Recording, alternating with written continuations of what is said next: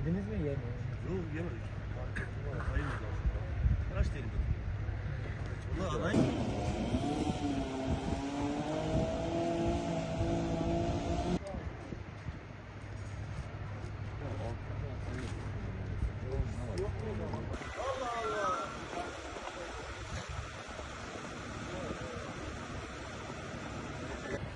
Elin emresine, Elazığlısına bakıyor musun? Bana bak. Söyleyeceğim şeydi abi. Hemşire mi sayılır ha? Yarı hemşire. Yok. Dur ben halledeceğim.